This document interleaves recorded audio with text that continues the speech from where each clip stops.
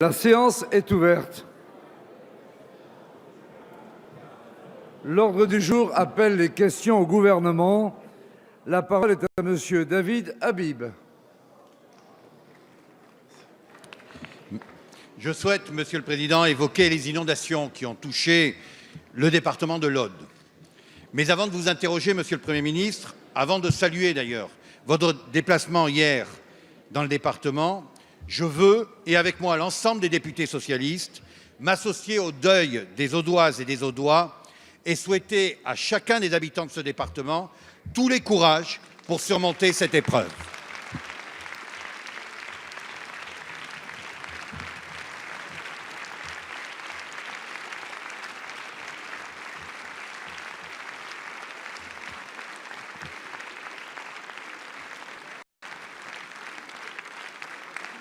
On évoquera, c'est légitime, les dérèglements climatiques ou même la question de l'imperméabilisation des sols. Je souhaite ici faire d'autres constats. 1. Les services de secours fonctionnent remarquablement en France. Saluons leur courage et leurs compétences. 2. La coordination sous l'autorité des préfets répond bien à l'urgence de ces situations. 3. Ce qui pose problème, c'est d'abord la question de l'anticipation, la prévision à court terme. C'est aussi la question de l'alerte. Nous avons, en matière climatique comme en matière de risques technologiques, un devoir de modernisation, de professionnalisation de notre dispositif d'alerte. 4. L'entretien de nos cours d'eau est une vraie question. Aujourd'hui, il est juridiquement, administrativement impossible d'intervenir sur nos rivières, sur nos fleuves, sur nos gaves, pour évacuer par exemple les embâcles.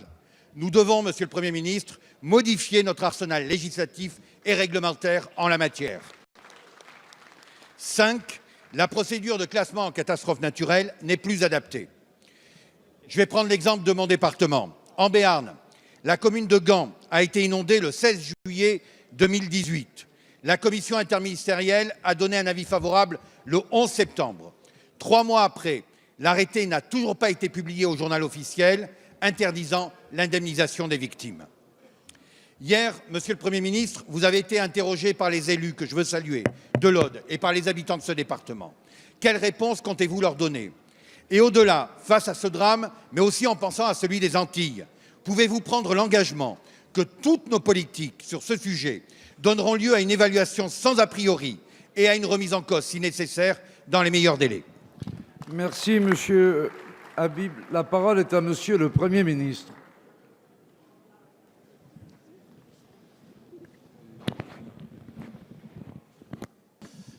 Monsieur le Président, Mesdames et Messieurs les députés, Monsieur le député, vous l'avez dit, dans la nuit de dimanche à lundi, un événement d'une intensité littéralement jamais vue s'est déroulé dans le département de l'Aude, conduisant à des dégâts matériels, mais surtout à des décès, à un bilan dramatique, à un paysage dévasté, à une consternation partagée par les habitants de l'Aude et des quelques communes qu'il m'a été permis de visiter.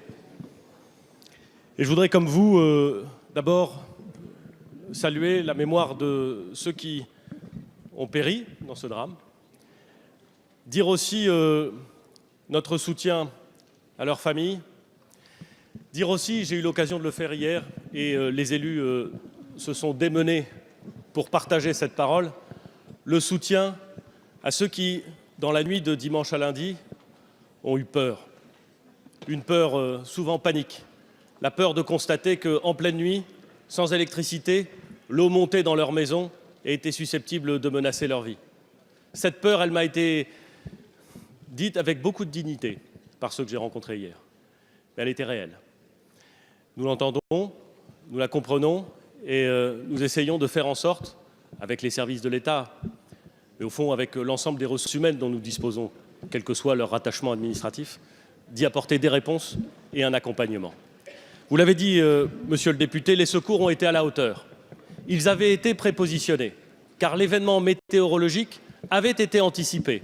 Pas son intensité, pas le déroulement chronologique de de sa manifestation, ce qui a rendu le phénomène plus grave encore que ce qui avait été imaginé. Mais la vigilance orange avait été déclarée, les secours ont été prépositionnés et dès le lundi matin, c'est plus de 700 sapeurs-pompiers, militaires de la sécurité civile, gendarmes, policiers, agents des collectivités territoriales et de la préfecture qui se sont mobilisés, bénévoles aussi bien entendu, je ne veux pas oublier le rôle joué par la Croix-Rouge et par d'autres bénévoles, qui se sont mobilisés pour apporter le secours et l'assistance nécessaires. Leur travail a été remarquable. Il n'a, et vous l'avez dit monsieur le député, je vous en remercie, jamais été mis en cause. Au contraire, il a été salué par les élus, par les populations concernées et face à ces drames, savoir que dans le secours et dans l'assistance, la réponse publique est à la hauteur des enjeux est déjà une grande chose. Vous avez indiqué, monsieur le député, et c'est une question sur laquelle il faudra bien entendu avoir ce qu'on appelle parfois, en langage un peu technique, le retour d'expérience. Il faudra continuer à apprendre. De la même façon, monsieur le député, que la France avait appris des inondations considérables vécues déjà par l'Aude en 1999. Plus de 26 morts dans l'Aude et une trentaine de morts au total. Énormément de décisions avaient été prises après ces inondations de 1999. Des décisions d'investissement, des plans mis en œuvre avec plusieurs dizaines de millions, près de 80 millions pour le premier plan d'adaptation, près de 30 millions pour le deuxième. Donc des décisions avaient été prises, elles ont été suivies d'effets et je veux saluer tous ceux qui, dans les 15 dernières années, depuis 1999, ont participé à ces mesures, les ont assumées, alors même qu'elles nécessitaient un engagement budgétaire, un engagement financier, et alors même, monsieur le député, vous le savez, qu'elles suscitaient parfois des désagréments et des désaccords exprimés localement, nous le savons tous ici. Vous nous demandez, monsieur le député, ce qui sera fait à l'issue de ce drame. Évidemment, nous allons faire en sorte, et je l'ai indiqué à monsieur le ministre de l'Action et des Comptes publics, de mobiliser les fonds d'urgence qui peuvent l'être pour apporter un secours aux collectivités territoriales et aux personnes qui ont subi des dommages. Vous avez évoqué les relations que nous avons avec la Fédération française des sociétés d'assurance. Nous leur avons indiqué que nous comptions sur eux pour faire en sorte que, là encore, les indemnisations soient versées le plus rapidement possible. Vous avez évoqué la réflexion nécessaire, et je partage votre point de vue, sur l'avenir de cette procédure de catastrophe naturelle. Vous avez évoqué la question de savoir comment est-ce que l'information pouvait être diffusée. Ça n'est pas une question facile, car dans l'Aude, on sait bien que la vigilance orange intervient régulièrement et que, au fur et à mesure de ces répétitions, le niveau d'attention et de vigilance diminue. C'est humain et nous savons que c'est un fait.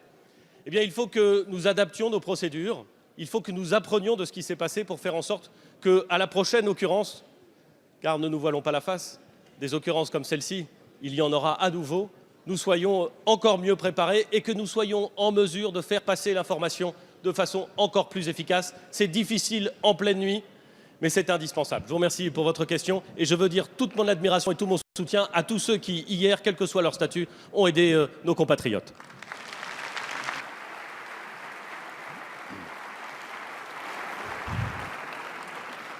Merci, Monsieur le Premier ministre. La parole est à Madame Virginie Duby-Muller.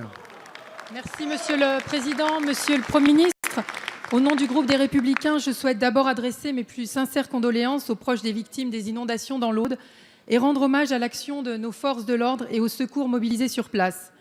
Avec cette catastrophe naturelle,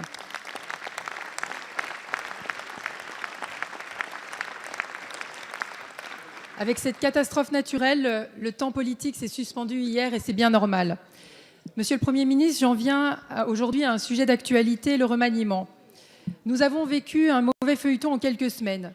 Une sorte de House of Cards version bas de gamme avec la désertion de 2 ministres d'État du gouvernement, les ambitions des uns et des autres pour les municipales, les effets d'annonce sous couvert d'une mésentente au sommet de l'État et du chantage pour des postes. Depuis plus d'une semaine, c'est l'affolement dans votre majorité. Pourquoi personne ne veut faire partie du casting ? Principal résultat, nous avons eu un Premier ministre, devenu malgré lui ministre de l'Intérieur à mi-temps, pardon du peu, dans un contexte de menace terroriste. Et finalement, c'est l'annonce. Monsieur le Premier ministre, tout ça pour ça. Un petit jeu de chaises musicales sans changement de ligne politique. Rien de nouveau sous le soleil déjà très nuageux de la Macronie. Ce qui est sûr, c'est que ce remaniement n'entraîne rien de nouveau pour les Français. Rien sur l'insécurité, alors que le nombre d'agressions frise le millier d'actes quotidiens depuis janvier, un record. Rien sur le pouvoir d'achat et même 300 millions d'euros de moins en 2019 qui s'ajoutent aux 4,5 milliards de baisse en 2018 pour les Français. Rien sur les charges sur l'essence qui pénalisent lourdement les ménages et encore plus le monde rural. Rien pour les collectivités locales et pire, vous stigmatisez les maires. Rien pour les retraités qui subissent votre acharnement. Rien non plus sur la crise migratoire qui est même niée par votre majorité. Monsieur le Premier ministre, il est désormais grand temps de s'occuper des Français. Quand aurons-nous enfin un véritable capitaine à la barre? Merci. La parole est à Monsieur le Premier ministre. Monsieur le Président, Mesdames et Messieurs les députés, Madame la députée, pendant 15 jours, vous avez fait mine d'être impatiente, maintenant vous faites mine d'être déçue. Je ne crois pas, Madame la députée, qu'un remaniement, quel qu'il ait pu être, aurait pu provoquer votre satisfaction ou votre enthousiasme. Il aurait fallu, pour qu'il suscite ces sentiments, que vous soyez assis sur ces bancs. Mais pour que vous soyez assis sur ces bancs, Madame la députée, il aurait fallu que les élections législatives de 2017 aient un sens différent. Au fond, ce que vous critiquez, Madame la députée, ça n'est pas ce remaniement ou cette majorité. Vous regrettez, et c'est parfaitement légitime, les résultats de l'élection législative qui s'est passée l'année dernière et qui détermine la majorité au sein de cet hémicycle. Non, Madame la députée, nous ne changeons pas de cap. Le cap, il a été tracé par le Président de la République et les engagements, ils ont été pris devant les Français. Ils ont été pris au moment de l'élection présidentielle et ils ont été rappelés au moment de l'élection législative. Et les Français ont voté et ils ont donné une majorité à ce gouvernement. Et notre objectif, avec les membres du gouvernement, concentrés à leur tâche, c'est de faire en sorte que nous puissions tenir les engagements qui ont été pris par le Président de la République. Autrement dit, Madame la députée, il n'y a rien de surprenant. Au contraire, nous allons continuer et persévérer. Et puisque, Madame la députée, vous indiquez à juste titre que la sécurité est une préoccupation des Français, puisque vous dites qu'il faut prendre en compte la réalité en matière de sécurité, je n'ai pas de doute, et je me réjouis presque par avance, même si je suis prudent, je me réjouis presque par avance du soutien que vous ne manquerez pas d'apporter à cette majorité lorsqu'elle procédera, comme l'année dernière, comme l'année suivante, à l'augmentation du budget du ministère de l'Intérieur et au recrutement de nouveaux effectifs au sein du ministère de l'Intérieur. Puisque vous êtes, et c'est tout à votre honneur, cohérente avec vos positions, je n'ai pas de doute que nous pourrons compter sur votre soutien à ce moment-là et je vous en remercie. Merci, Monsieur le Premier ministre. La parole est à Madame Danielle Hérin. Oui.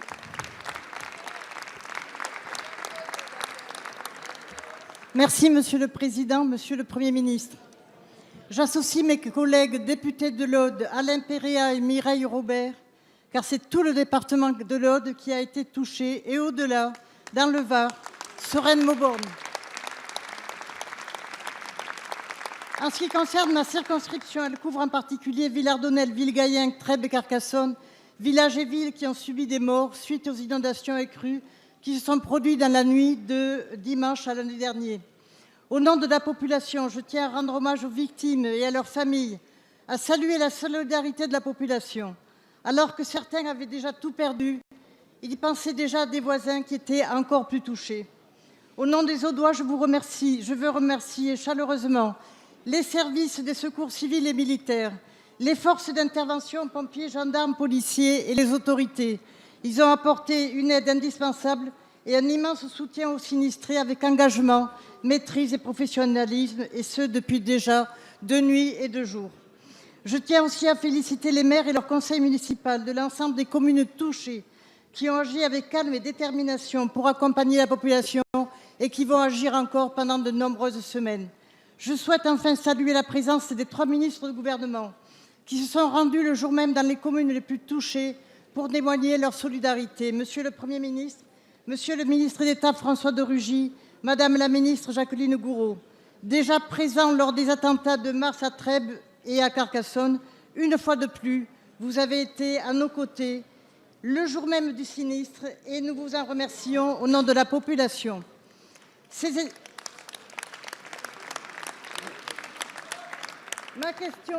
L'épisode du 15 octobre est d'une ampleur et d'une gravité exceptionnelle.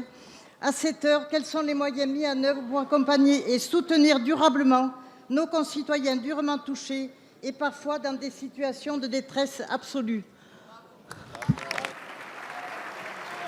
La parole est à Monsieur le Premier ministre. Monsieur le Président, Mesdames et Messieurs les députés, Madame la députée Danielle Hérin. Hier, avec vous, avec François de Rugy, avec Jacqueline de Gouraud, nous étions à Villegayenc et à Trèbes. Et nous avons rencontré sur place les élus, les maires, les conseillers municipaux, les populations durement éprouvées par le phénomène climatique et les inondations et les crues que vous avez évoquées. J'entends dans votre voix de l'émotion, car le spectacle, la désolation de ces villages, ces ponts emportés par la crue, ces 50 routes départementales dans l'Aude coupées à cause des glissements de terrain, ces familles meurtries par les décès ou les blessés, ceux qui, n'ayant pas à subir des dégâts humains ou des drames humains, ont vu leur maison emportée ou sinistrée. L'ensemble des souvenirs d'une vie. Nous étions ensemble, Madame la députée, lorsque nous avons rencontré des habitants de Villegayenc qui nous ont dit exactement cela. C'est toute ma vie qui est partie. On peut partager l'émotion que vous exprimez, et je la partage bien entendu. Et puis on peut aussi rendre hommage à la dignité de ceux qui ont subi ces drames et au soutien que leur ont apporté les bénévoles, les forces de l'ordre, les élus, quelle que soit leur conviction, bien entendu, quel que soit leur statut administratif, et qui ont décidé de venir à l'aide rapidement et en pleine solidarité. On peut aussi féliciter ceux qui, après le drame, vont sécuriser les zones concernées. Je pense aux gendarmes et aux militaires du 3e RPIMA qui ont été mobilisés pour faire en sorte qu'on n'assiste à aucun débordement une fois le drame arrivé. Et puis, il faudra reconstruire. Ce sera long. Il faudra à la fois réparer ce qui a été abîmé et penser au moment de la reconstruction les phénomènes d'une intensité nouvelle qui ne manqueront pas de se reproduire. Pour cela, un certain nombre de moyens budgétaires seront mis en œuvre. J'ai indiqué la discussion que nous avions avec les sociétés d'assurance. J'ai évoqué la mobilisation du fonds d'aide d'urgence à la suite de la discussion que j'ai pu avoir avec le ministre de l'Action et des Comptes publics. Et il faudra aussi accompagner les collectivités territoriales parce qu'un grand nombre d'équipements publics ont été endommagés, abîmés et parfois complètement détruits. C'est ce que j'ai dit aux 3 maires que nous avons rencontrés hier. Et permettez-moi d'avoir une pensée particulière pour le maire de Trèbes, qui, après avoir vécu au cours de l'année dernière, il y a quelques mois, un drame dans sa commune, voit aujourd'hui encore plusieurs morts dans un drame qui le touche, qui touche l'ensemble de sa population. Je veux dire combien il nous a impressionnés par son engagement et sa dignité dans ces moments très difficiles. Merci, Monsieur le Premier ministre. La parole est à Monsieur Gabriel Serville. Merci, Président. Ma question s'adresse à Monsieur le ministre de l'Action et des Comptes publics.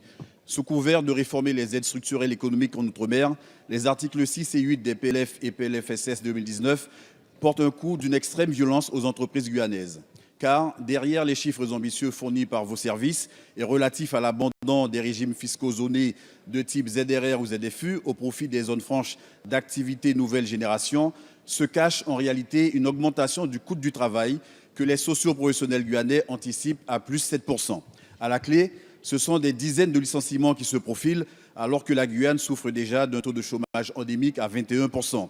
C'est évidemment une douche froide pour notre tissu économique déjà éprouvé et qui n'aura plus les moyens de recruter du personnel qualifié, se retrouvant toujours plus désavantagé face à la concurrence de l'Hexagone. Le plus insupportable vient de la méthode utilisée et à laquelle vous excellez désormais. Elle consiste à déshabiller Pierre pour habiller Paul en les renvoyant dos à dos, territoire contre territoire. In fine, cela revient à demander aux ultramarins d'assumer seuls le coût de leur développement.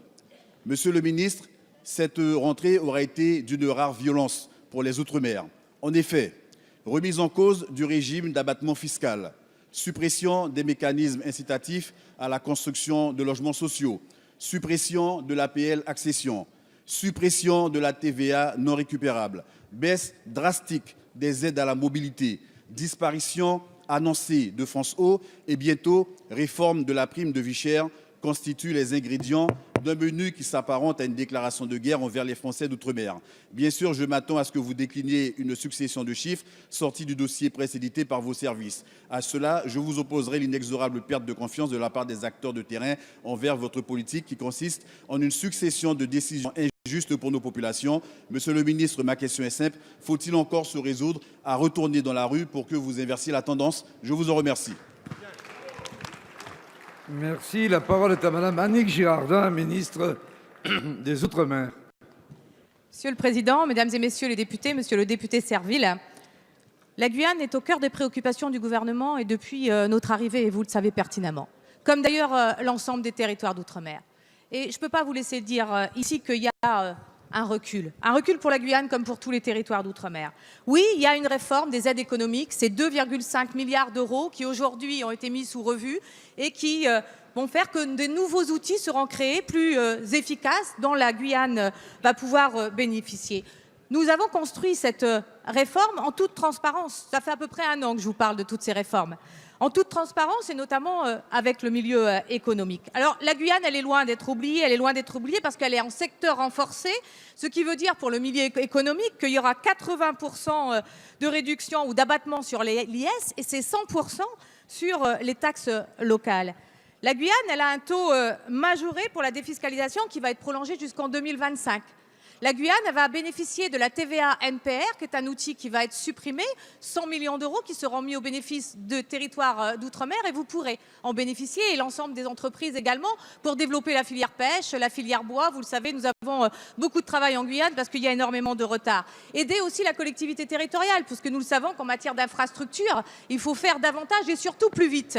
Et je dis plus vite parce qu'à tous ceux qui voudraient que toutes ces réformes soient reportées en 2020 ou en 2025, je dis qu'il y a urgence en Guyane comme dans les autres territoires d'outre-mer. 65 millions par an pour les écoles.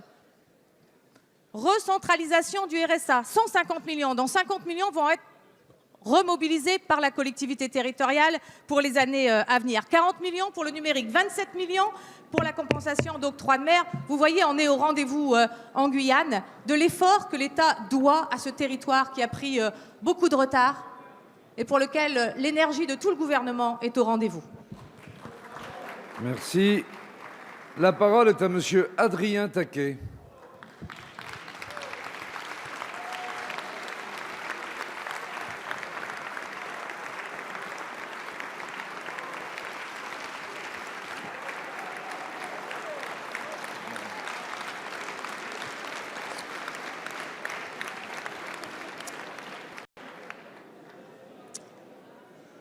Il y a plusieurs façons d'amener la question que j'ai à vous poser, Monsieur le ministre de l'Éducation nationale, concernant la scolarisation des enfants en situation de handicap. Je pourrais commencer par partager avec vous le tombereau d'insultes et de menaces que nos collègues reçoivent depuis 4 jours, issus de propos et de comportements irresponsables de certains membres de cette Assemblée.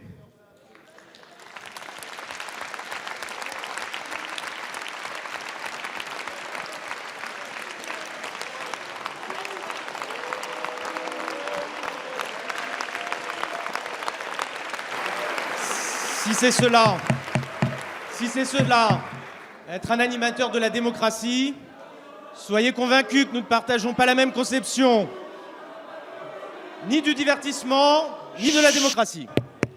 On écoute Monsieur Taquet. Je pourrais vous demander d'expliquer à cette Assemblée ce qu'est l'école inclusive. Car quand je lis dans des propositions de loi,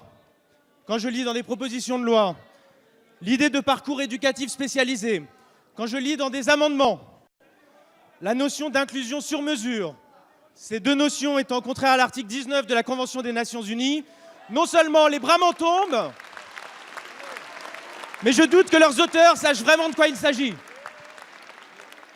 Je pourrais vous demander, Monsieur le ministre, de prendre le temps d'expliquer comment fonctionne notre politique du handicap à certains ici qui, à longueur de journée, à longueur de journée, prétendent mieux connaître que nous les territoires, mais semblent avoir oublié que la politique du handicap est aussi de la responsabilité des départements.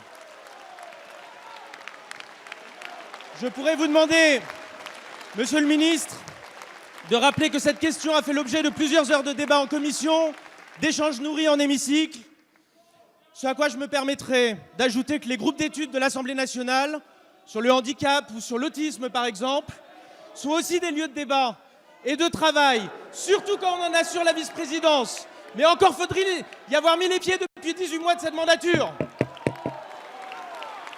Je pourrais vous demander de saluer le dévouement des assistants de vie scolaire, de l'ensemble des membres de l'éducation nationale, évidemment, et des parents. Merci. Mais je vais me contenter, je termine, Monsieur le Président. Je pourrais vous dire tout ça, mais je vais me contenter de vous demander que vous rappeliez, comme La certains ont l'air parole d'avoir est du à mal à... Monsieur le ministre de l'Éducation nationale. Oui. Monsieur le ministre, s'il vous plaît. Monsieur le ministre.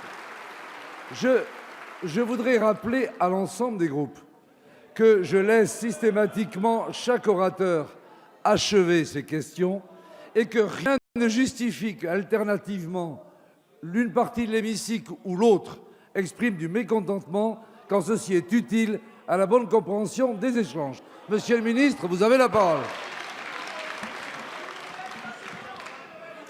Merci, Monsieur le Président. Mesdames et Messieurs les députés, Monsieur le député Adrien Taquet. D'abord, merci à vous, Monsieur le député, d'avoir restitué à cette question la dignité qui lui revient, puisque c'est un enjeu de rassemblement pour tout le pays. Et ce, depuis 20 ans. Vous montrerez votre adhésion au rassemblement par le calme avec lequel vous écoutez la réponse. Il y a une question calme sur un sujet extrêmement important. Je répondrai calmement. Ce sujet est donc très important. Résumons-le. 340 000 élèves handicapés, plus de 80 000 personnes pour les accueillir. Une politique du gouvernement qui consiste pour la première fois à ce qu'il y ait de moins en moins d'emplois précaires et de plus en plus d'emplois robustes pour les accueillir. C'est la première rentrée où vous avez plus d'accompagnants dits AESH que de contrats aidés. Nous en avons créé plus de 10 000 et nous avons déjà programmé dans le prochain PLF 12 000 créations. Pour la première fois, vous avez une politique de formation de 60 heures par an pour ces contrats. C'est-à-dire que nous ouvrons des perspectives pour ceux qui prennent ces emplois. Et nous avons d'ailleurs prévu, dans 10 jours, le début d'une concertation qui était prévue depuis longtemps. C'est sans doute un hasard si cette proposition de loi mal ficelée a été proposée au même moment. Là, ce que nous voulons faire désormais, c'est dans l'unité nationale, parce que le sujet le requiert, et ça a été possible jusqu'à présent, dans l'unité nationale, réussir d'ici à 2020 à n'avoir que des contrats robustes d'accompagnants, à avoir des personnels formés, à raisonner sur l'accueil depuis les établissements pour que tous les élèves aient l'accompagnement qui leur revienne. Les progrès accomplis sont salués par tous ceux qui connaissent le sujet. Bien entendu, la situation est imparfaite. Elle s'est largement perfectionnée à l'occasion de cette rentrée. Elle se perfectionnera encore pour la rentrée prochaine dans l'unité nationale. Merci, Monsieur le ministre. La parole est à Monsieur le Président Jean-Luc Mélenchon.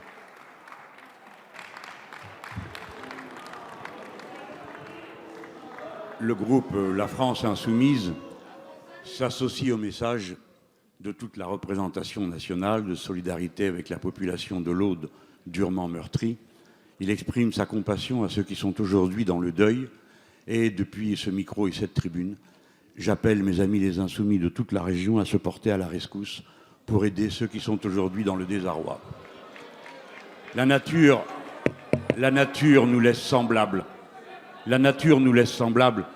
La loi nous fait égaux. Et bien sûr, la loi de l'entraide ici, l'ordre politique à cet instant. Comme vous l'avez sans doute appris, ce matin, le procureur de circonstance que vous avez nommé après un entretien d'embauche, ayant autorisation de perquisitionner depuis vendredi dernier, a choisi de le faire ce matin à 7 h. Et j'ai ouvert ma porte à des gens qui tapaient précipitamment. Ils étaient armés et avec des gilets pare-balles, car on ne sait jamais avec moi ce qui peut se produire. Cette perquisition se faisait sans aucun motif d'urgence, comme ce peut être le cas lorsqu'il faut faire éclater la vérité. Car la plainte initiale date d'il y a 1 an de quelqu'un qui a dit elle-même que c'était une plaisanterie pour complaire à Madame Le Pen, qui ne lui avait d'ailleurs rien demandé, et qu'elle me dénonçait pour cela. 1 an et demi après, on fait une perquisition chez moi, au siège du parti, au siège du mouvement et chez 9 personnes. Je ne me plains pas d'être perquisitionné, je me plains de cette mise en scène et du résultat concret auquel nous arrivons. La deuxième plainte concerne les comptes de campagne présidentielle qui s'avèrent être un véritable traquenard contre ce monsieur Logereau que vous avez augmenté de 57%, maintenant a transformé cette commission en un moyen de dénoncer les gens et de les envoyer au pilori il y a plus de 7 mois. Voilà ce que j'ai à vous dire, et c'est encore l'état de droit. Je suis président d'un groupe d'opposition. 7 heures de perquisition, c'est mon chef de cabinet. Vous avez tous mes rendez-vous depuis 2 ans. Vous avez aspiré tous les fichiers du mouvement La France Insoumise et tous ceux du parti de gauche sans que nous ayons signé un seul procès-verbal. Collègues, êtes-vous devenus déraisonnables? Voyez-vous ce que ça veut dire? Vous sentez-vous solidaire de procéder pareil?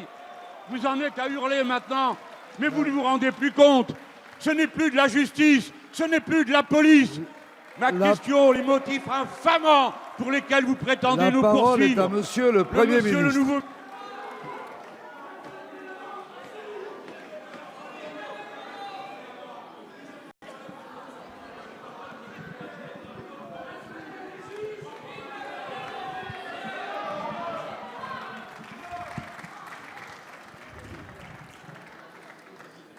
Monsieur le Président, Mesdames et Messieurs les députés, Monsieur le Président Mélenchon, j'entends dans votre question une émotion et une colère que je crois pouvoir comprendre.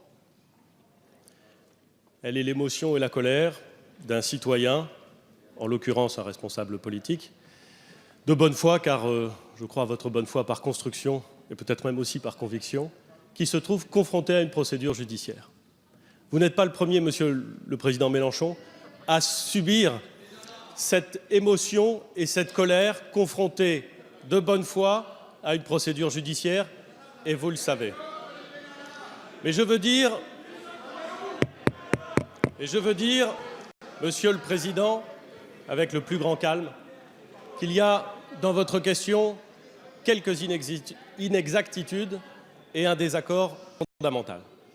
L'inexactitude, Monsieur le Président, et je crois que vous le reconnaîtrez bien volontiers, c'est que l'acte qui a été réalisé ce matin, la perquisition qui a été réalisée ce matin, n'a pas été demandé par, entre guillemets, je vous cite, un procureur que j'aurais nommé après un entretien préalable. Le procureur de Paris, Monsieur le Président Mélenchon, a été nommé bien avant que je sois moi-même nommé Premier ministre, et vous le savez parfaitement. Sur le deuxième élément, et c'est le point d'un désaccord profond, il m'appartient, parce que je suis Premier ministre, parce que je suis respectueux de la loi et du texte constitutionnel, de faire prévaloir en toutes circonstances l'indépendance de la justice. Cette indépendance qui fait qu'il n'y a aucune, Monsieur le Président Mélenchon, aucune instruction individuelle donnée au procureur, qui fait que les décisions du procureur, en l'occurrence celle-ci, a été soumise au contrôle d'un juge de liberté et de la détention qui est un magistrat du siège et qui est évidemment parfaitement indépendant. Il ne m'appartient pas, Monsieur le Président Mélenchon, il n'appartient d'ailleurs en vérité à aucun d'entre nous de remettre en cause le texte constitutionnel et le principe fondamental de l'indépendance de la justice. Si vous voulez porter le débat sur le terrain politique de l'indépendance de la justice, convenons-en, c'est un débat politique. Mais dans l'accomplissement des procédures judiciaires, mais je le dis, mesdames et messieurs les députés, avec la plus grande clarté et le plus grand calme, dans l'accomplissement des procédures judiciaires, la justice est évidemment indépendante et il nous appartient de faire prévaloir ce principe d'indépendance. Merci, Monsieur le Premier ministre. La parole est à Monsieur Nicolas Turquois. Monsieur le Président, mes chers collègues, ma question s'adresse à Monsieur le ministre de l'économie Bruno Le Maire. Je voudrais d'abord m'associer et associer le groupe du mouvement démocrate à votre indignation concernant l'entreprise Ford de Blanquefort et apporter tout mon soutien aux salariés du site qui mènent un combat difficile. Comme vous le savez, le gouvernement a donné des signaux forts pour se diriger vers la sortie progressive du diesel. Sur ma circonscription, à côté de Châtellerault, se trouvent 2 entreprises de fonderie qui sont historiquement les anciennes fonderies de Renault de l'île Seguin à Boulogne. L'une, Fonderie du Poitou-Fonte, fabrique des carters de moteurs diesel. L'autre, Saint-Jean Industrie, est spécialisée dans les culasses en aluminium. Ce sont plus de 1000 salariés au total. Loin de l'image désuète des fonderies, ce sont 2 entreprises extrêmement performantes et innovantes qui possèdent un savoir-faire désormais unique en France. Leurs activités sont pourtant durement impactées par la chute des ventes de véhicules diesel. Elles ont chacune mis en place un plan de retournement pour réorienter leurs activités vers l'automobile de demain. Il est impératif de les accompagner et de conserver ce savoir-faire dans notre pays. Le CIRI, Commissariat interministériel au redressement industriel, a entamé des discussions avec Renault, principal client des 2 fonderies, pour accompagner au mieux cette transition. Mais les annonces d'investissement de Renault au Brésil et en Turquie ne sont pas faites pour rassurer les salariés. Ce combat pour les territoires est pour le groupe Mouvement démocrate et apparenté un élément essentiel de notre engagement que nous savons partager largement dans cet hémicycle.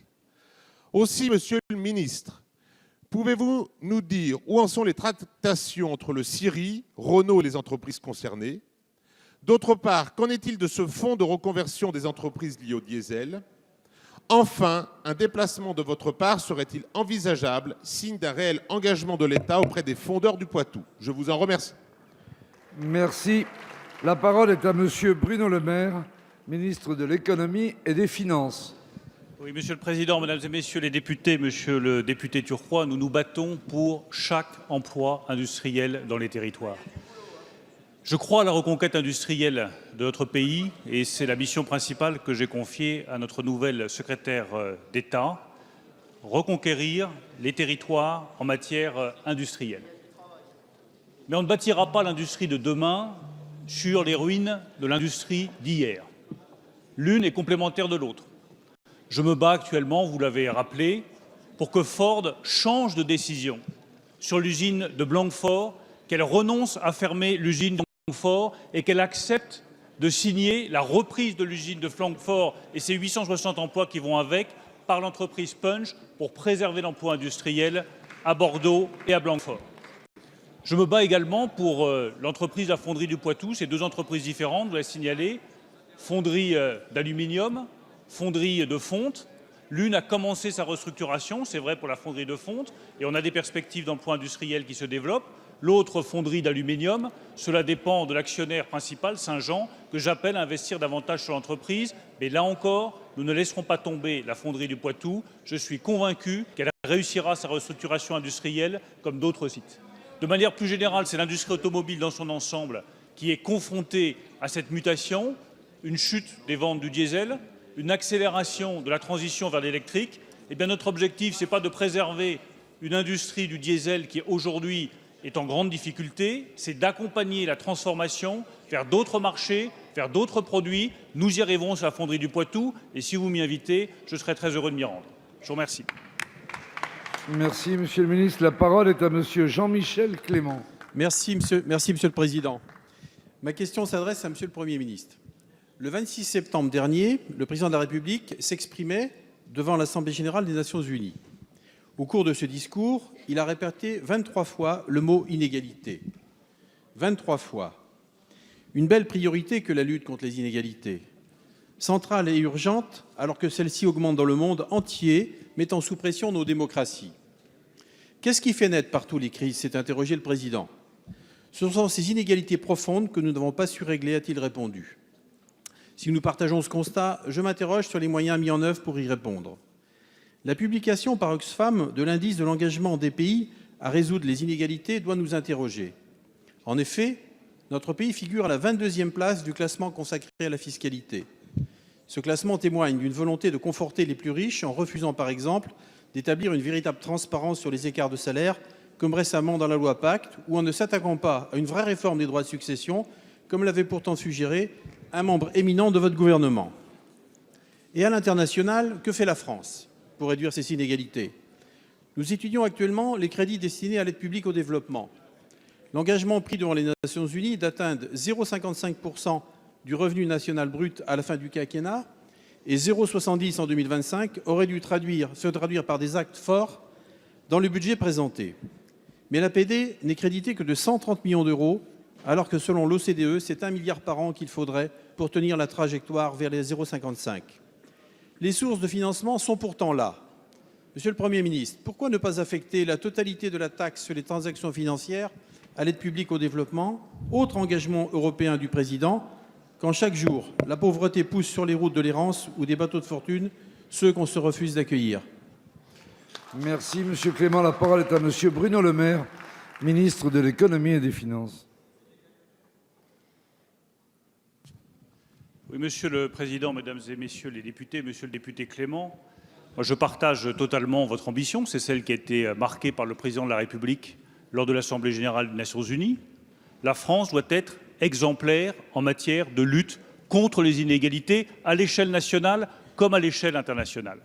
L'engagement qui a été pris par le Président de la République de monter la part de l'aide publique au développement à 0,5% de notre richesse nationale, cet engagement-là sera tenu et la France mettra 0,55% de sa richesse nationale au service des pays en développement et au service de l'aide en développement.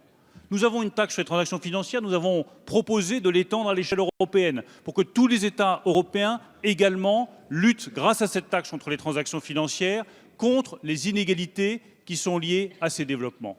Nous avons également pris un engagement très fort en matière de lutte contre les inégalités fiscales en nous battant pour que les géants du numérique soient désormais taxés de la même manière que les entreprises européennes, les entreprises françaises, nos PME européennes et nos PME françaises. Et je vous garantis que nous allons mettre toute l'énergie nécessaire pour que demain, les géants du numérique en Europe soient taxés au même niveau que les PME et les grandes entreprises françaises ou européennes.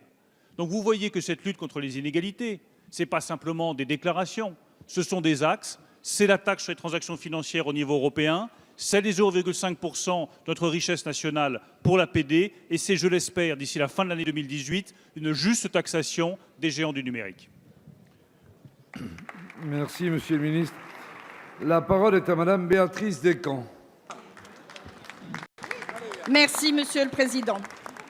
Notre groupe souhaite bien sûr témoigner son soutien au département de l'Aude et à ses habitants, qui traversent un véritable drame. Nous honorons l'élan de solidarité et espérons que tous ces habitants et élus obtiennent les aides financières nécessaires afin de pouvoir se reconstruire rapidement. Ma question, à laquelle j'associe mon collègue Francis Vercamer, s'adresse à Madame Agnès Buzyn, ministre des Solidarités et de la Santé. C'est avec tristesse et désarroi, Madame la ministre, que j'ai appris dans ma région la semaine dernière le décès de la petite Augustine, atteinte d'un cancer. Augustine avait 4 ans, venait de fêter ses 4 ans. Comme Augustine, Eva, Mathis, chaque année environ 2550 nouveaux cas de leucémie, de tumeurs cérébrales, de lymphome sont diagnostiqués chez les enfants et constituent la première cause de mortalité par maladie entre 0 et 18 ans. La survie des enfants et adolescents atteints de ces cancers s'est améliorée de manière significative jusqu'à dans les années 80. Mais 500 enfants et adolescents décèdent encore d'un cancer ou d'une leucémie chaque année, soit l'équivalent de 20 classes d'école. Le développement de médicaments spécifiques à l'enfant doit être une priorité. À ce jour, les financements publics alloués à la recherche en oncologie pédiatrique ne représentent que 3% des budgets annuels consacrés aux travaux sur le cancer. Ce budget reste encore trop insuffisant pour permettre à de nouvelles équipes d'initier des programmes innovants. Si les associations de parents soutiennent de leur mieux les projets de recherche, elles ne peuvent se substituer à l'État. Pouvez-vous m'indiquer, Madame la Ministre, ce que vous comptez entreprendre concrètement et financièrement pour faire du cancer pédiatrique un objectif majeur de la recherche? Merci. Merci, Madame Descamps. La parole est à Madame Agnès Buzyn, ministre des Solidarités et de la Santé. Monsieur le Président, Mesdames et Messieurs les députés, Madame la députée Descamps, merci de nous obliger à parler de cette épreuve absolument dramatique qui est l'annonce d'un diagnostic d'un cancer chez un enfant ou chez un adolescent. Malheureusement, pour avoir eu à faire cette annonce des centaines de fois dans ma vie, puisque vous le savez, c'était mon métier, lorsque j'étais présidente de l'Institut national du cancer, décidé de faire des cancers pédiatriques la priorité du 3e plan cancer 2014-2019. Nous avons donc réfléchi avec mes équipes à tout ce qui pouvait être fait pour améliorer le diagnostic, l'annonce du diagnostic, la prise en charge, l'accès aux médicaments innovants, l'accès à la recherche, la qualité de vie, l'accès à la scolarité et le droit à l'oubli qui a été inscrit dans la loi et que j'ai obtenu après des batailles considérables contre les assureurs. Je ne peux donc que souscrire à votre demande. Aujourd'hui, la recherche sur les cancers pédiatriques fait l'objet d'une attention toute particulière. Nous avons, dans le plan cancer, décidé de créer des lieux de recherche dédiés à l'accès aux médicaments innovants pour les enfants atteints de cancer. C'est ce que nous avons appelé les centres labellisés 1K de recherche pédiatrique. Ils bénéficient d'un financement de 2,4 millions d'euros. Je les ai labellisés quand j'étais à l'INCa. Nous avons créé un projet de recherche qui s'appelait Accès pédiatrique, qui est maintenant étendu à l'ensemble de l'Europe, qui a bénéficié pour la France d'un financement de l'État de 2 millions d'euros et qui bénéficie maintenant de financement européen qui permet à tous les enfants d'accéder à des médicaments innovants jusque-là réservés à l'adulte. Nous avons fait un programme intégré de recherche mêlant les sciences humaines et sociales pour l'amélioration de la qualité de vie. C'est ce qu'on appelle un programme PAIR qui bénéficie de 5 millions d'euros. Et donc, effectivement, l'accent est mis sur la recherche. Je pense qu'il est important de mieux informer le Parlement et je prends l'engagement aujourd'hui de revenir vers vous sur les financements réellement alloués à cette recherche pour la pédiatrie française. Merci, Madame la Ministre. La parole est à Madame Marie-Christine Verdier-Jouclas. Merci, Monsieur le Président. Avant de poser ma question, je m'associe bien sûr au message de soutien de mes collègues pour les victimes du département de l'Aude. Mais je tenais à mes collègues du Tarn à rendre hommage à la policière qui a été tuée dans le cadre de ses fonctions lundi matin à Albi, dans le Tarn.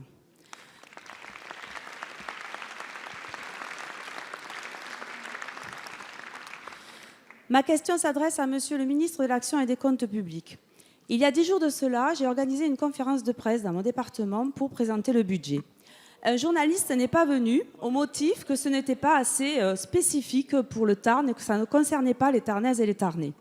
Et pourtant, quand je vous parle d'exonération de charges sociales pour les actifs, d'exonération de la taxe d'habitation, de la prime de conversion pour le changement de véhicule, de médecins salariés face aux déserts médicaux, de la santé des retraités avec le reste à charge zéro pour les lunettes et prothèses, et de l'aide pour la complémentaire santé, de l'augmentation de l'AH, du minimum vieillesse et de la prime d'activité, de la fiscalité agricole, de l'exonération de charges des heures supplémentaires, et j'en passe, on parle bien du quotidien des Tarnaises et des Tarnais, des Françaises et des Français sur tout le territoire.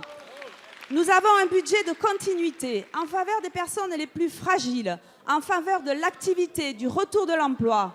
Nous avons un budget en faveur de la transition écologique, de l'éducation et de la sécurité. Nous avons un budget sincère, respectant enfin nos contraintes en matière de déficit et de dépenses publiques. Et nous avons un budget proposant 6 milliards d'impôts de moins pour les ménages. Alors, Monsieur le ministre, face à des oppositions qui agitent sans cesse le chiffon rouge et qui n'ont que de cesse d'opposer les Français et les territoires les uns aux autres, prouvez-vous que nous avons le même objectif et la même ambition, c'est de travailler pour toutes les Françaises et tous les Français et que ce budget, oui, ce budget est bien le budget pour tous et tous les territoires. Et mesdames et messieurs de l'opposition qui n'avaient de cesse de nous interrompre, j'ai une bonne nouvelle pour vous. La parole est à Monsieur Gérald Darmanin, ministre de l'Action et des Comptes publics.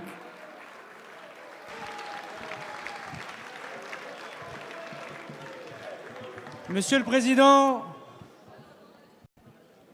Mesdames et messieurs les députés, Madame la députée Verdier-Jouclas, d'abord, pourquoi crier? Nous nous sommes tant aimés. Et votre prix, Monsieur Jacob, votre amour, Monsieur Jacob, à ce prix porte un élan funeste qui porte à votre amant sa perte manifeste. Quand je vous vois, Monsieur Jacob, je pensais que c'était du Corneille et je m'aperçois de plus en plus que c'est du Feydeau.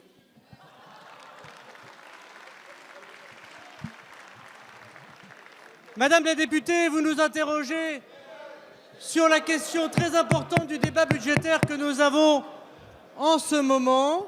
Un peu de calme. Sur le projet de loi de finances que j'ai, avec Bruno Le Maire, le bonheur de vous présenter.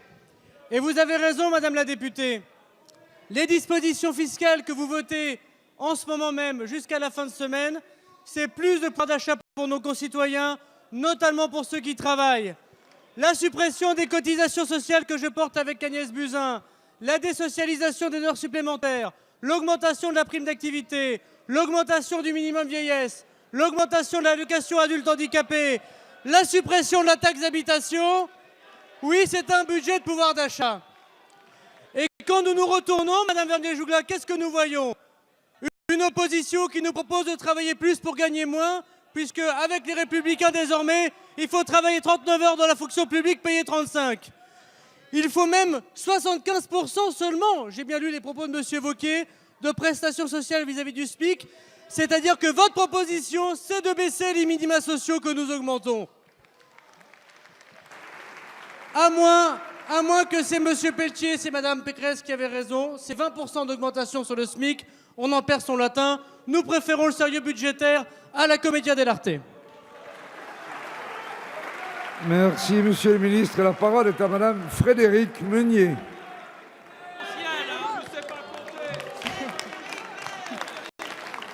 Bien. Merci, Monsieur le Président. Ma question s'adresse à Monsieur le ministre du Budget. Monsieur le ministre, il y a quelques jours, vous avez livré à la presse les noms des 6 000 maires qui ont dû augmenter la taxe d'habitation ou la taxe foncière. Vous et le Premier ministre avez publiquement pointé ces maires du doigt, dans la pure logique du name and shame, c'est-à-dire dénoncer et humilier que votre gouvernement ne cesse de promouvoir. Tout cela a été le point de départ d'une campagne absolument immonde et odieuse de délation des maires sur les réseaux sociaux. Cette campagne, largement relayée par certains militants En Marche, s'appelle « Balance ton maire », calquée sur « Balance ton port ». Pour les élus locaux qui ont fait le choix d'augmenter la taxe d'habitation, quelle honte! Cette démarche est inadmissible de la part d'un ministre, d'un ancien maire comme vous. Vous flattez le populisme, vous livrez des maires à la vindicte populaire. Mais vous savez parfaitement qu'aucun maire de France n'augmente les impôts par plaisir. Ils le font contraint et forcé en dernier recours. Mais quelle démarche cynique! Alors que le pouvoir d'achat baisse, vous essayez de détourner l'attention de vos hausses d'impôts en rejetant la faute sur d'autres. Avant de chercher des coupables, réfléchissez à vos propres responsabilités.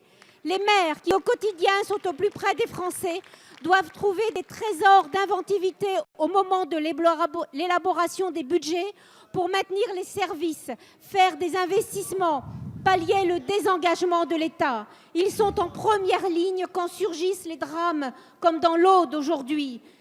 Ils sont les fantassins dévoués au service du bien commun. Et cette campagne de stigmatisation leur est nausée insupportable. Monsieur le ministre, devant la représentation nationale, allez-vous présenter vos excuses aux maires? La parole est à Monsieur Gérald Darmanin, ministre de l'Action et des Comptes publics. Monsieur le Président, Mesdames et Messieurs les députés, Madame la députée, permettez-moi peut-être d'abord de vous appeler peut-être chers collègues. Vous avez été maire, madame. J'ai été maire. Et voyez, peut-être que ce n'est pas le cas de toutes les personnes dans cet hémicycle, beaucoup souhaitent peut-être le devenir.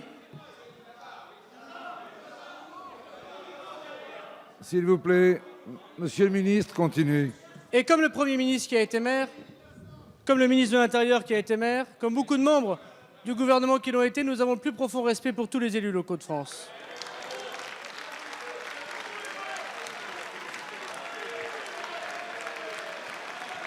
Et c'est d'ailleurs pour ça,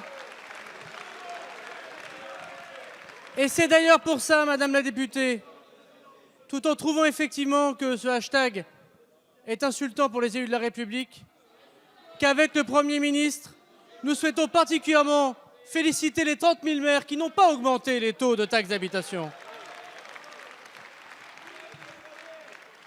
Mais Madame la députée, nous avons souhaité ici même non seulement redonner du pouvoir d'achat à nos concitoyens, et nous baissons pour une deuxième tranche la taxe d'habitation, mais nous avons souhaité la liberté des taux pour les conseils municipaux de France.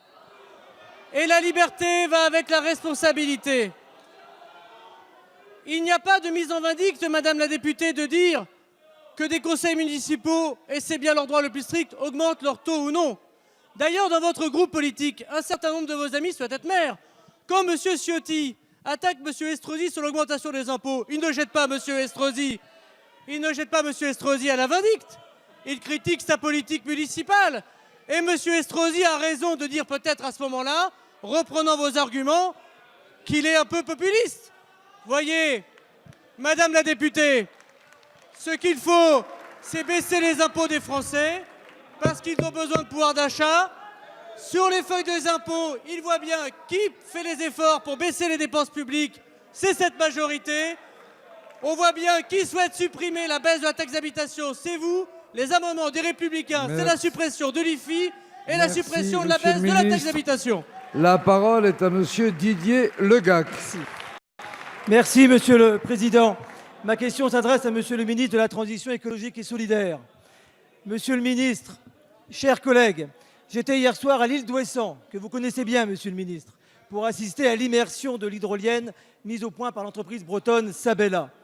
Cette hydrolienne, qui sera connectée aujourd'hui même, va produire de l'électricité pour l'île à partir des courants marins. Avec l'éolien flottant et l'éolien posé, l'hydrolien est une des énergies marines renouvelables que nous devons développer et promouvoir comme l'ensemble des énergies renouvelables. Pourtant, aujourd'hui, Monsieur le ministre, les industriels de ce secteur tirent la sonnette d'alarme afin de demander un engagement clair, fort et lisible des pouvoirs publics à leur côté. Il y a quelques jours, ils ont été rejoints en cela par 4 présidents de région qui œuvrent ensemble également pour développer les EMR. L'ensemble de ces acteurs demandent que des appels d'offres commerciaux soient intégrés pour les énergies marines renouvelables dans la prochaine programmation pluriannuelle de l'énergie. Car, en plus de l'enjeu environnemental, il y a là pour notre pays un véritable enjeu industriel. En effet, si ces filières ne sont pas soutenues, c'est le développement économique de nos territoires et la création de nombreux emplois qui risquent d'être remis en cause, et ce, en dépit des millions d'euros déjà investis par les collectivités locales. En outre, sans ce soutien de l'État, ce sont les objectifs de production d'électricité renouvelable à horizon 2020 ou 2030 qui pourraient ne pas même être atteints. Alors, au moment où le GIEC rend un rapport alarmant sur la dégradation de notre climat, l'urgence est d'agir. C'est pourquoi, Monsieur le ministre, je souhaiterais savoir aujourd'hui quelle place le gouvernement entend réserver aux EMR dans le cadre de la prochaine PPE. Je vous remercie. Merci, Monsieur Legac.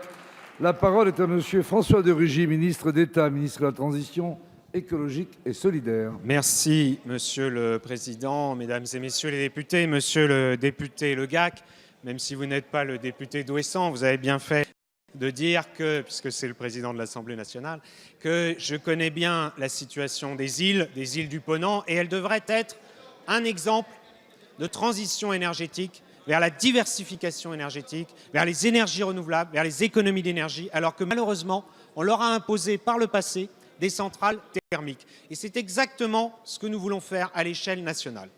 Nous voulons, vous le savez bien, et je pourrais vous renvoyer aux annonces que nous allons faire dans les 15 jours sur la programmation pluriannuelle de l'énergie.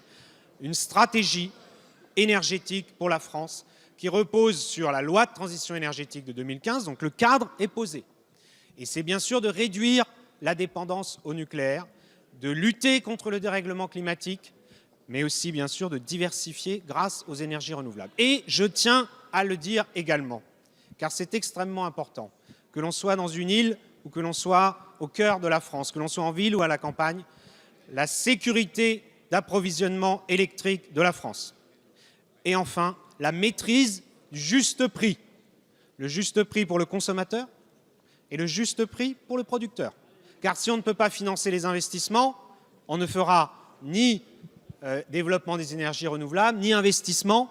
Et si le prix était trop cher, c'est les consommateurs qui paieraient la facture. Voilà le cadre général qui est le nôtre. C'est ce que nous mettrons dans la programmation pluriannuelle de l'énergie. Vous le savez, c'est un objectif de 40% d'électricité renouvelable d'ici 15 ans. Et c'est l'objectif que nous allons tenir en donnant une déclinaison mode de production par mode de production. Et dans ce domaine, bien évidemment, l'éolien terrestre, l'éolien offshore, l'éolien flottant et même l'hydrolien, plutôt dans une logique de niche, pour les îles, pour des endroits isolés, tout cela trouvera sa place dans cette stratégie énergétique pour la France. Merci, Monsieur le Ministre. La parole est à Monsieur Luc Carvounas.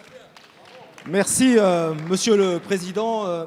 Ma question s'adresse à Madame la ministre Jacqueline Gourault, ministre des Territoires. Madame la ministre, vous êtes nommée depuis ce matin pour refaire du lien avec les collectivités. Je vais vous en donner l'opportunité.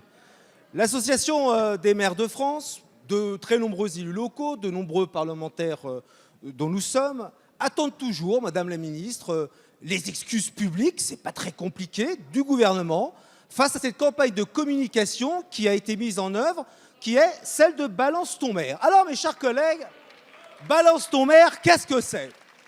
Balance ton maire, c'est tout simplement la communication mise en œuvre, relayée par la team Macron, les salariés de M. Castaner, nouveau ministre de l'Intérieur, et qui n'ont de cesse de dénigrer nos maires, hommes et femmes, qui se battent au quotidien. Alors vous vous dites le rempart face au populisme. Mais ce que vous êtes en train de faire, c'est justement le contraire. Vous êtes dans des campagnes de dénigrement poujadistes, de vouloir sortir les sortants. Mais pourquoi?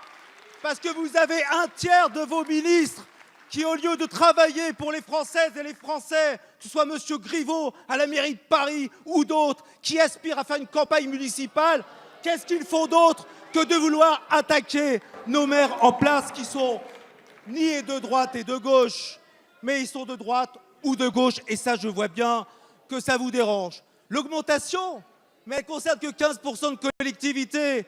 Là où je regardais la TH du Havre, qui est une des plus importantes, avec 19,84%. Alors, ma réponse, elle est simple. Ma question, elle est simple.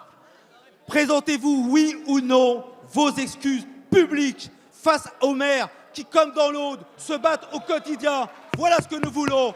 Arrêtez le dénigrement et soyez respectueux de ceux qui sont le premier guichet républicain. Merci, monsieur le député. La parole est à Madame Jacqueline Gourault, ministre de la Cohésion des Territoires et des Collectivités locales. Il est où, monsieur Carvounas?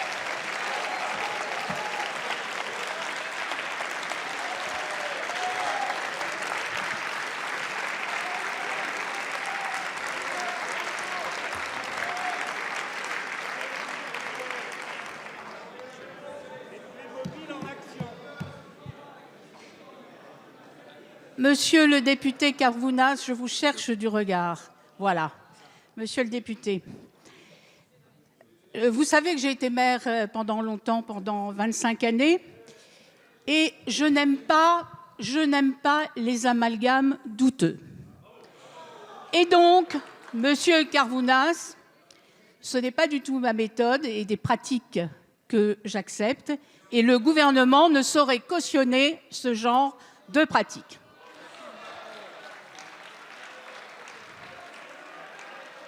Deuxièmement, monsieur Carvounas, comme vous le savez, et ça a été rappelé à l'instant, les maires ont liberté de vote des taux, c'est une des libertés locales, ils l'ont fait en connaissance de cause. C'était un engagement du président de la République que la suppression de la taxe d'habitation. Chacun a pris ses responsabilités. Enfin, troisièmement, quand on attaque un maire, on attaque la République. Quand on attaque les députés, on attaque la République. Quand on attaque le gouvernement, on attaque la République. Et monsieur Carvounas, pour terminer, vous prêtez des intentions à certains membres du gouvernement de vouloir faire de la politique. Je vous ai connu sénateur et je vous ai connu avec des ambitions, ou plutôt celle de vous présenter aux élections législatives. Vous avez été élu. C'est là, comment dire, la loi de toutes les ambitions politiques. Je fais comme vous, je mélange un peu les sujets. Merci, Madame la Ministre. La parole est à Monsieur Jacques Krabal. Monsieur le Président, Monsieur le Ministre de la Culture, j'associe à ma question Bruno Fuchs et mes collègues de la délégation française présente à Yerevan, où vient de se tenir le 17e sommet de la francophonie, une famille de 84 pays rassemblés dans la diversité. Succès populaire, nos amis arméniens enthousiastes se sont appropriés cet événement avec ferveur. L'image et la voix de Charles Aznavour, omniprésentes, ont exprimé l'amour de la France et l'amour de notre langue. Succès politique également, avec la nomination de la secrétaire générale de la francophonie, Madame Louise Mushiki-Wabo, soutenue par l'Union africaine, mais choisie par consensus. Elle va maintenant devoir porter une francophonie plus efficace et plus concrète sur les 5 continents. Le président de la République, Emmanuel Macron, a prononcé une ode à la francophonie, un plaidoyer pour mieux répondre aux mutations de notre monde, renforcer l'état de droit, la démocratie, l'égalité homme-femme et promouvoir la place de la jeunesse. La langue française que nous partageons est porteuse d'avenir. Nous devons encourager son développement en Afrique, mais la promouvoir aussi au sein des institutions internationales et européennes, dans le cadre du multilinguisme. La renaissance du château François Ier de Villers-Cotterêts, qui me tient tant à cœur, est une bonne direction également. Monsieur le ministre, quelles actions et décisions comptez-vous prendre pour que la société civile et les parlementaires accompagnent cette nouvelle et exceptionnelle ambition pour la francophonie en France et dans le monde? Merci.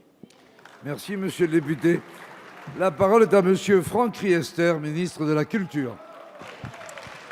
Monsieur le Président, Mesdames et Messieurs les députés, Monsieur le député Jacques Krabal, le Président de la République, avec une délégation française, s'est rendu la semaine dernière à Erevan. Ce voyage a été l'occasion pour cette délégation de rendre un hommage vibrant à Charles Aznavour, qui a tant fait pour le rayonnement de la culture française et de la langue française dans le monde. C'était l'occasion aussi pour le Président de la République de participer, comme vous l'avez dit, au 17e sommet de la francophonie à Erevan. Ce sommet a marqué la première étape du renouveau de la francophonie. Le Président de la République, dans son discours d'ouverture, a rappelé l'engagement de la France et son engagement personnel, qu'il avait d'ailleurs présenté lors de son discours sous la coupole de l'Académie française le 20 mars dernier, à promouvoir la francophonie et à développer le plurilinguisme dans le monde. C'était un engagement fort du Président de la République. C'était un discours qui a résonné devant tous les participants à ce sommet si important. Le ministère de la Culture et de la Communication, en lien avec les ministères de l'Éducation d'un côté et le ministère des Affaires étrangères et de l'Europe, a lancé toute une série d'initiatives qui permettront de fédérer toutes les énergies, qu'elles soient parlementaires, qu'elles soient des élus locaux, qu'elles soient des Français plus largement, pour faire vivre concrètement dans les territoires la francophonie. Je pourrais citer par exemple le plan de soutien à la production et à la création francophone. Je pourrais citer les états généraux du livre en français dans le monde qui auront lieu l'année prochaine. Citer encore le dictionnaire des francophones qui sera en ligne à l'été prochain. Ou encore, comme vous l'avez rappelé, monsieur le député, la transformation du château de Villers-Cotterêts en un laboratoire des langues françaises. Merci de la langue française. Merci beaucoup. Merci, monsieur le ministre. La parole est à monsieur Julien Dive. Merci, Président. Vu l'importance du sujet soulevé par notre collègue Béatrice Descamps, Madame la ministre des Solidarités et de la Santé, j'aimerais vous relancer sur un sujet tel que celui-ci qui transcende l'ensemble des groupes politiques. À Wattrelos, dans les Hauts-de-France, la petite Augustine, 4 ans, s'est vu diagnostiquer le 3 août dernier un gliome infiltrant du tronc cérébral. Ses parents ont immédiatement créé une page Facebook afin de donner des nouvelles à la famille au fil de la maladie. Les premières photos montrent une enfant souriante dans un costume de la super-héroïne Wonder Woman. De nombreuses familles suivent au fur et à mesure le combat d'Augustine et de ses parents au gré des visites à l'hôpital. Les messages de soutien affluent, les dons aussi, afin de financer le traitement de la petite. La maladie est toutefois incurable, inopérable, et l'emporta finalement la semaine dernière.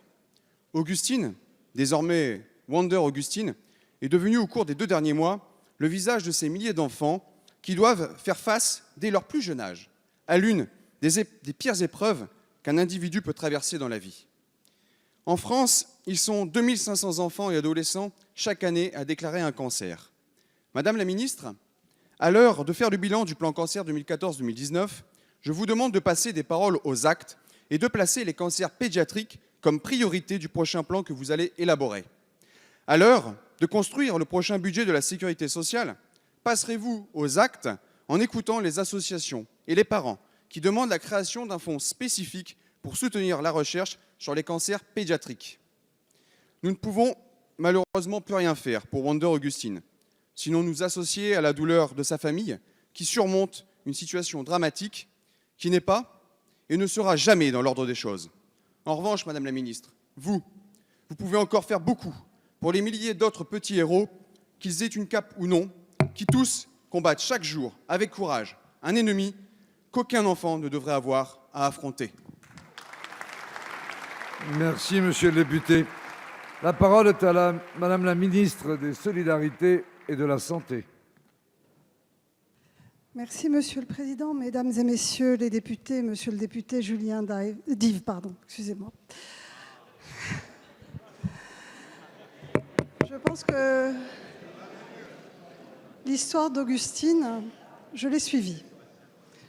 Je l'ai suivie et je sais malheureusement que le cancer dont elle était atteinte, le glioblastome infiltrant du tronc cérébral, est aujourd'hui un des pires pronostics de cancer de l'enfant. C'est une tumeur rare, vous le savez. L'ensemble des chercheurs au niveau international se creusent la tête pour trouver des pistes d'amélioration du pronostic de ce cancer. C'est un vrai défi à la science aujourd'hui. Il y a aussi des cancers plus fréquents qui malheureusement échappent au traitement, rechutent. Et nous avons aujourd'hui 3 axes prioritaires de recherche. Le premier, c'est l'amélioration de l'accès au traitement. Nous devons imposer aux industriels du médicament de développer plus de médicaments en pédiatrie. C'était l'objet du règlement pédiatrique adopté grâce à l'action de la France dans les années 2010-2011. Ce règlement pédiatrique doit être revu. La France est de nouveau à l'initiative pour faire bouger les lignes, car trop d'industriels aujourd'hui échappent à ce règlement qui cherche à les inciter à développer des médicaments pédiatriques. Ils échappent à cette contrainte, car ce marché est peu intéressant. Dans le plan cancer, nous avions fait donc de la recherche sur les médicaments en pédiatrie une priorité, avec évidemment des incitations à la clé. Le deuxième axe de recherche vient de la recherche fondamentale. La recherche fondamentale, elle est indispensable au grand progrès de la médecine. Nous n'avons pas découvert l'électricité en essayant d'améliorer la bougie. Et nous savons que sur un certain nombre de cancers aujourd'hui, c'est la recherche fondamentale, non dirigée, qui permettra les plus grands progrès de la médecine. Enfin, nous devons améliorer la qualité de vie et la réduction des traitements avec les séquelles qu'ils imposent. C'est aujourd'hui l'objet de la plupart des protocoles qui sont dans le plan cancer. Et puis, nous finançons toute la cohorte des patients atteints de cancer, c'est-à-dire que nous finançons aujourd'hui le registre exhaustif des cancers des enfants pour permettre à nos chercheurs de comprendre en fait les facteurs qui induisent un cancer chez l'enfant. Tout cela, je rendrai des comptes, monsieur le député, car c'est ma priorité et vous le savez. Je vous remercie. Merci, madame la ministre. La parole est à madame Anne Genetet. Monsieur le Président, merci. Je voudrais tout d'abord témoigner de toute notre compassion à nos compatriotes endeuillés dans l'Aude, même à l'étranger. Nous sommes très sensibles à ce qui se passe en France et témoigner aussi de notre reconnaissance pour les secours en place. Ma question s'adresse à Monsieur le ministre de l'Action et des Comptes Publics. J'associe d'ailleurs à ma question les députés des Français établis hors de France. Monsieur le ministre, ma question porte sur les choix du gouvernement pour rendre la France attractive pour nos compatriotes disséminés dans le monde entier. Vous savez, Monsieur le ministre, que le Président de la République est très sensible à ce sujet crucial pour notre pays. Et à la demande du Premier ministre, j'ai formulé le mois dernier plus de 200 propositions concernant ces Français hors frontières. Monsieur le ministre, dans ce rapport, j'ai fait le constat d'une profonde méconnaissance de ces multiples communautés. J'ai fait le constat que nous devons changer de regard sur ces Français à l'étranger. J'ai fait le constat que nos administrations en France n'ont pas le logiciel international dans leur fonctionnement. J'ai fait le constat que la fiscalité qui leur est appliquée est illisible, incohérente et profondément injuste pour les faibles revenus. Car oui, il y a aussi des faibles revenus à l'étranger et ils sont bien plus nombreux que ce que renvoient les images d'Épinal de la mobilité internationale. Tandis que d'autres, c'est vrai, ont des revenus conséquents qu'ils pourraient investir en France plutôt qu'ailleurs. Et si nous savons les attirer et décidons de le faire. Nous voulons être le pays le plus attractif en Europe. Je m'en félicite. Mais sommes-nous les plus attractifs pour nos compatriotes installés à l'étranger? Je fais le vœu que ce rapport soit utile, car il est temps que nous prenions conscience que la place de la France dans la mondialisation ne se joue pas seulement depuis Paris, mais aussi à Bangkok, à Santiago, à Tachkent et partout où se trouve ne serait-ce qu'un seul citoyen français. Aussi, Monsieur le ministre, ma question est directe. Comment envisagez-vous de mieux associer à la communauté nationale les Français qui vivent à l'international? À l'occasion des discussions budgétaires qui s'ouvrent cette semaine, quelles propositions allez-vous reprendre parmi toutes celles que j'ai formulées dans mon rapport? Monsieur le ministre, je vous remercie. Merci, Madame la députée. La parole est à Monsieur Gérald Darmanin, ministre de l'Action et des Comptes publics. Oui, merci Monsieur le Président. Mesdames et Messieurs les députés, Madame la députée Annie Gentet, permettez-moi d'abord, au nom du gouvernement, au nom de Monsieur le Premier ministre, de saluer l'énorme travail que vous avez accompli, vous-même, Madame la députée, mais aussi tous les députés des Français de l'étranger qui ont travaillé avec vous sur le rapport que vous avez remis à Monsieur le Premier ministre et dont effectivement, dans le projet de loi de finances que nous discutons cette semaine, un certain nombre de mesures vont être prises par le gouvernement, soit acceptées par voie d'amendement de la part des parlementaires de la majorité, soit effectivement proposées directement par le gouvernement. Le point le plus important, me semble-t-il, on en a discuté avec Jean-Yves Le Drian, avec Jean-Baptiste Lemoyne et avec, bien sûr, Madame Agnès Buzyn, c'est la question lancinante depuis de nombreuses années des paiements de cotisations et notamment de CSG et de CRDS pour un certain nombre de Français résidant à l'étranger qui sont pourtant affiliés à un régime de sécurité sociale dans l'Union européenne ou en Suisse, mais qui étaient frappés, si j'ose dire, de la CSG et de la CRDS sur le capital. Eh bien, effectivement, nous allons pouvoir, s'ils sont affiliés à un régime de sécurité sociale de l'Union européenne ou de la Suisse, de pouvoir les exonérer de cette cotisation de CSG et de CRDS. Deuxièmement, nous allons effectivement accepter, suite à votre rapport, l'abattement qui permet aux Français qui partent et dans les 10 années qui suivent leur départ du territoire national, parce qu'ils s'expatrient, de faire un abattement de 150 000 € pour les cessions immobilières. Donc, effectivement, c'est un point important, me semble-t-il, pour permettre la mobilité des Français à l'étranger. C'est le cas également du Pinel, la réduction Pinel, je le dis devant la ministre Gourault et le ministre de Normandie, qui sera désormais appliquée également pour les Français à l'étranger, selon le rapport que vous avez présenté. Puis un dernier point, parmi tant d'autres, c'est le fait que notamment la pension alimentaire, pour quelqu'un qui la touche d'un non-résident à un résident, puisse effectivement être de la même façon traitée en France, comme c'est le cas de la retenue à la source, transformée en prélèvement à la source. Donc merci Madame pour tout votre travail, qui sera au bénéfice des Français à l'étranger. Ainsi, nous avons rempli avec vous la promesse du Président de la République pendant sa campagne. Merci, Monsieur le ministre. La séance des questions au gouvernement est terminée. La séance est suspendue pour 10 minutes.